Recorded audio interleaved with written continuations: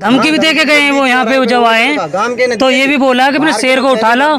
जब ये गया है इसने बोला भाई ऐसे कैसे कह रहा हो, मैं कह रहा गांड में इतनी पीतल भरूंगा कितने भरी नहीं होंगी, कोई निकालने वाला पैदा नहीं हो। धमकी भी दे के गए हैं। मेरा बालक वीरान कर दिया सारे के सारे।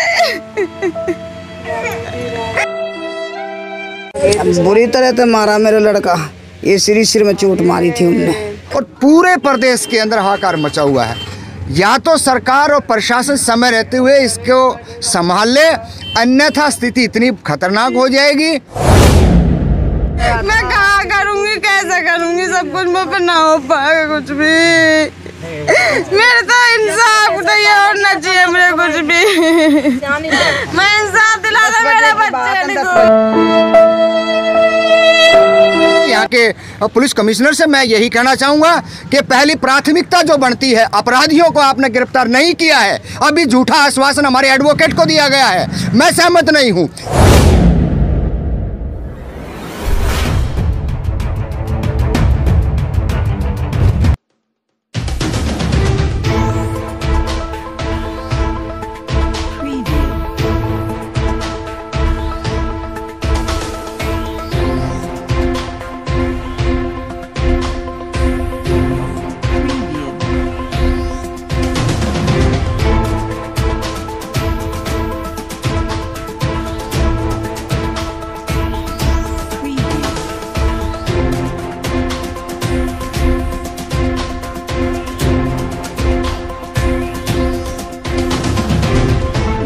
ये हुई थी, मेरा भाई रात के समय 10 साढ़े 10 बजे दुकान पर गया घर से, और रास्ते में बीड़ी माचिस लेने गया दुकान पे, तो रास्ते में 3 बंदे थे, वो उन्होंने शराब पी रखी थी।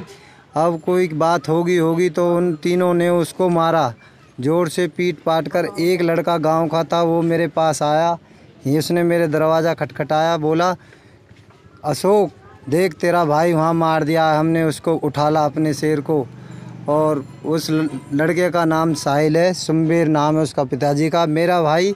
फिर हम वहाँ भाग के गए हैं, मैंने अपने भाई को उठाया वहाँ से, तो वो जो मुजरिम था गांव का वो फरार हो गया।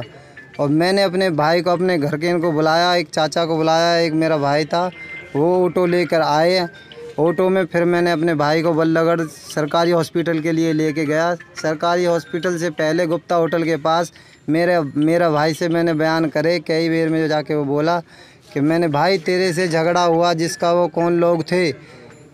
मेरा भाई बोला कि एक सुम्बेर का लड़का था। मैंने कि कौन सा लड़का, उसके लड़के 2 हैं ना, कि बड़ा वाला लड़का था, बड़ा वाला लड़का था। मैंने कि और कौन थे, कि 2 और थे उसके साथ। मैंने कि वो कौन है, कि वो मुझे मालूम नहीं, मेरी पहचान में नहीं आए, बाहर के थे। फिर मेरा भाई एक गांव का था, एक मेरा भाई ने पहचान लिया, एक गांव का था, 2 बाहर के। भाई वो बंदे ये भी कह के गए हैं कि इतना पीतल भरेंगे, इतना पीतल भरेंगे, कोई निकालने वाला पैदा नहीं होगा। ये सब ये चाहते हैं कि जो वाल्मीकि जाति है, वाल्मीकि समाज है, साले सब दबाना चाहते हैं। कोई ये नहीं चाहता कि ये ऊपर आए। कोई भी हमारे गांव में A to Z सभी ऐसे हैं, कोई ठीक नहीं है हमारे गांव में। सबसे कहने का मतलब ये है कि उनको उन पर हमला करने के बाद धमकी भी दी, धमकी भी दे के गए हैं वो यहाँ पे जब आए हैं, तो ये भी बोला कि अपने शेर को उठा लो। जब ये गया है इसने बोला भाई ऐसे कैसे कह रहा हो, मैं कह रहा गांड में इतनी पीतल भरूंगा कितने भरी नहीं होंगी, कोई निकालने वाला पैदा नहीं हो। धमकी भी दे के गए हैं। कल आकर वो मेरा भाई ये है, चाहे कोई ये मैं भी हूँ, कोई अकेला मिला तो ये हमारे साथ भी ऐसा करेंगे। हमारी माताएं बहन है, किसी के साथ कर सकते हैं।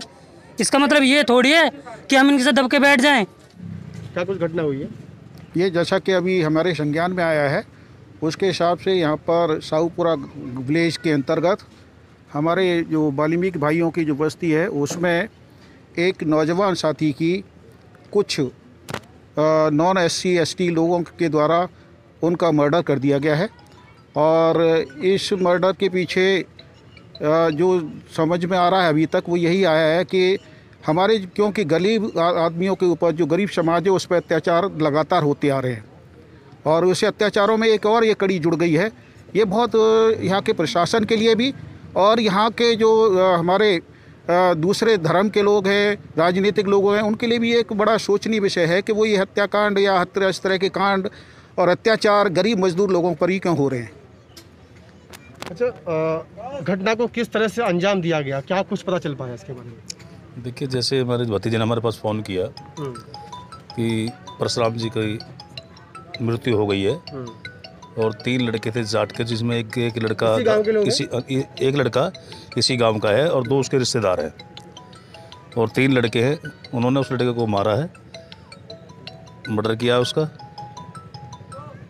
हम तो ये चाहते हैं, हम तो भीम आर्मी का भी, आप सभी साथियों का यहाँ पहुँचने पर बड़े आभारी है, बड़े धन्यवाद करते हैं कि आप हमारी कार्रवाई में शामिल हुए और हमें उम्मीद है कि आप लोग हमारी कार्रवाई को आगे बढ़ाएंगे और इसमें हमारा पूरा सहयोग करेंगे। हमें पूरी उम्मीद है आप पे और हम इसमें जो दोषी हैं उनको सज़ा दिला पाएंगे। तो क्या कुछ लगता है आपको, आए दिन अगर मैं पूरे देश की बात करूँ तो दलितों पे जिस तरह से अत्याचार शोषण के मामले हो रहे हैं, और अगर हम यहीं की बात करें फरीदाबाद की, तो आज ये जो जघन्य अपराध हुआ है, क्या कुछ कहेंगे? देखिए, ये जब से भारतीय जनता पार्टी की सरकार देश और प्रदेश में बनी है, लगातार दलितों के ऊपर अत्याचार बढ़ता जा रहा है। आज जो साहूपुरा गांव के अंदर जो ये दलित वाल्मीकि का हत्याकांड हुआ है, ये अपने आप में एक बहुत बड़ी बात है।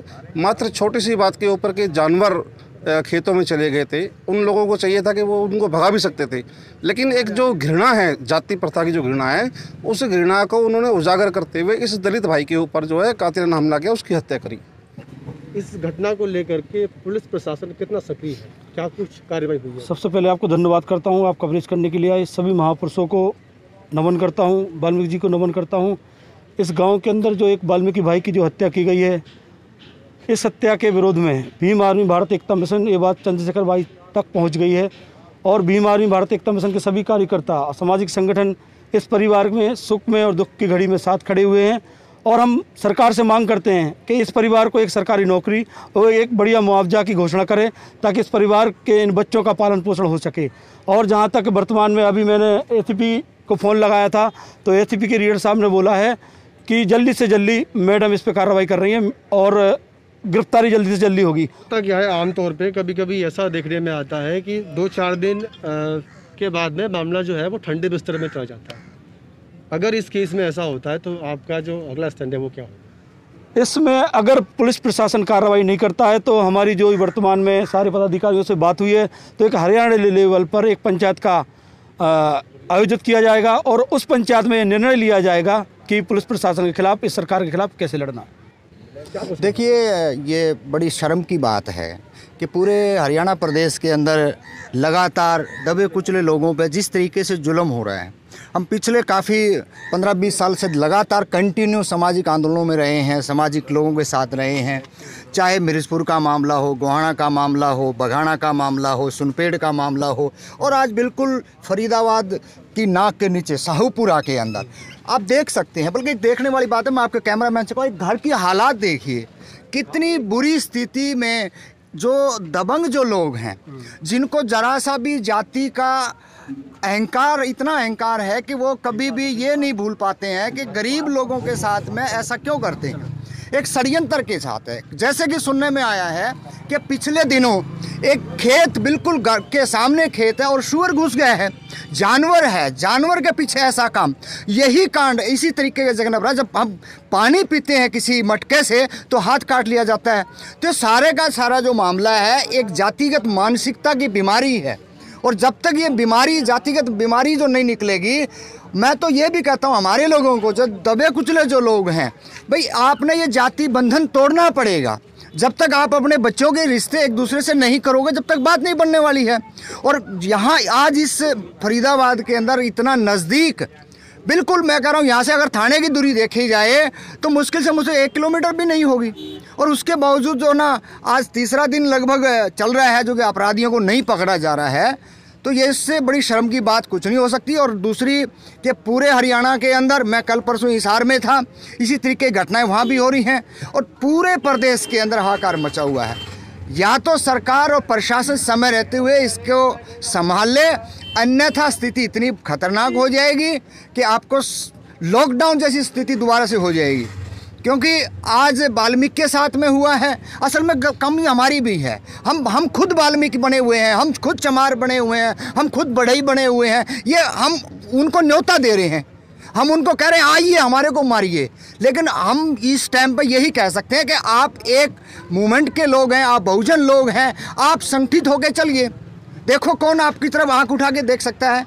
लेकिन यही है कि शासन प्रशासन से, यहाँ के पुलिस कमिश्नर से मैं यही कहना चाहूँगा कि पहली प्राथमिकता जो बनती है, अपराधियों को आपने गिरफ्तार नहीं किया है। अभी झूठा आश्वासन हमारे एडवोकेट को दिया गया है, मैं सहमत नहीं हूँ। मैं उस टाइम सहमत होऊंगा जब वो अंदर जेल की सलाखों के अंदर होंगे और उनको सजा होगी। दूसरी बात है, जो आज चिल्ड्रन बच्चे हैं इनके पास में, उन बच्चों के लिए अभी तक प्रशासन ने क्यों नहीं जवाब दिया कि हम ये कार्रवाई करेंगे। आर्थिक मदद जो हमारी बनती है, बेसिक हमारा जो एससी कोटे से जो आता है, क्या प्रशासन को ये शर्म नहीं आती है कि इस घर की कंडीशन क्या है, इन बच्चों के लिए जो भी हमारा 4 लाख 5 लाख जो आर्थिक पैकेज बनता है उसकी तो घोषणा करता है यहाँ का। लेकिन यही है कि अभी तक उनको जरा सी शर्म नहीं आ रही है। लेकिन धीरे धीरे जैसे लोगों के अंदर ये बात गई हुई है, जारी है, धीरे धीरे और पहुँचेगी तो सारी चीज़ों का समाधान हम बिल्कुल निकालेंगे। और नहीं निकालेंगे, अगर सरकार में कहीं कोई कमजोरी दी गई है तो उसका आने वाले टाइम में हम बिल्कुल बहुत जोर तरीके से जवाब देंगे। कब की है ये घटना? शनिवार की है। आपके पति थे? हाँ जी। क्या कुछ हुआ था? दुकान से बीड़ी लेने गए थे जी। यहीं पे? हाँ यहीं अच्छा। से रास्ते में आते थे, दबोच लिया 4-5 आदमी उन्होंने। अच्छा, आपके गांव के हैं वो लोग? हाँ जी, हमारे गांव के ही हैं। जानते हैं आप उन लोगों को? हाँ जी, हम जानते हैं। अच्छा अच्छा। झगड़ा किस बात को लेकर के हुआ था? कुछ भी बात नहीं जी, थोड़ी बहुत भी नहीं, उन तक कोई लड़ाई ना भिड़ाई हमारी कैसी भी नहीं। पता ना कौन सी जुआ की दुश्मनी निकाली हमारे आदमी तो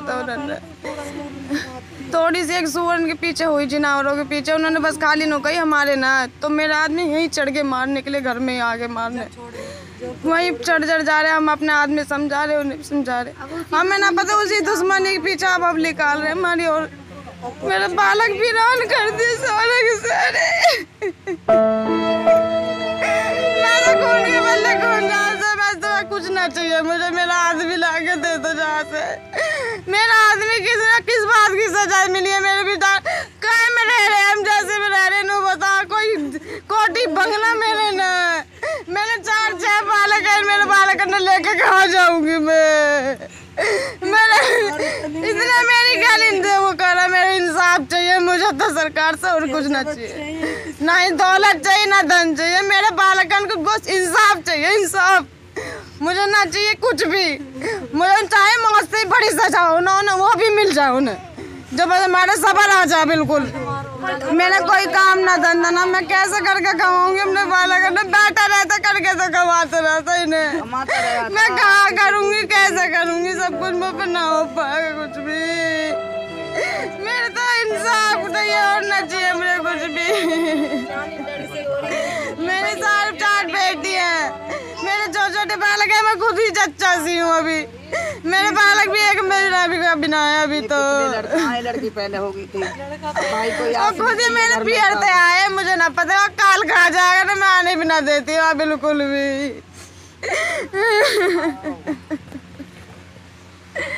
मैं आपका हाथ जोड़ के विनती करना, मेरा इंसाफ दिलवा दो मुझे, मैं इंसाफ दिला दो मेरे बच्चे रात के 10 बजे का टाइम। मेरा बेटा बड़ा वाला, ये मेरी बहू है।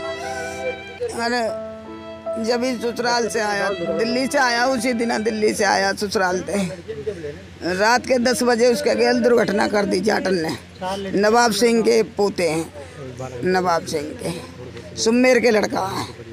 एक मौसी का बता रहा था, गेलम गेल जो उगल को बात है, मार के भी हमारे आदमी है, बुरी तरह से मारा मेरा लड़का, ये सिर में चोट मारी थी उनने।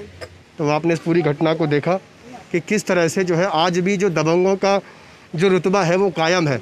जहाँ पे जो लोग कहते हैं कि देश में जातिवाद नहीं है या देश में समानता आ गई है, तो उसके मुंह पे ये कहीं ना कहीं एक बहुत ही कड़ा तमाचा है कि किस तरह से जो है आज भी जो अनुसूचित जाति के लोग हैं उन पे दबंगों का जो रवैया है वो आज भी जो है इसी तरह से बना हुआ है। बहुत बड़ा सवाल है यहाँ पे समाज में, इसको लेकर के बहुत ज़्यादा आक्रोश है। आज उनके परिवार के लोगों के बीच में जो बहुजन संगठन है वो लोग आए हुए हैं, परिवार को सांत्वना दिया और उन्हें यह आश्वासन दिया है कि किसी भी हद तक वो परिवार को न्याय दिला के रहेंगे। जो बच्चों का भविष्य है उसको ध्यान में रखते हुए सरकार से जो मदद मिल सकती है वो मदद भी उनको दी जाएगी, और जो आरोपी हैं उनको किसी भी हाल में बख्शा नहीं जाएगा। पूरा समाज आज उनके साथ में है।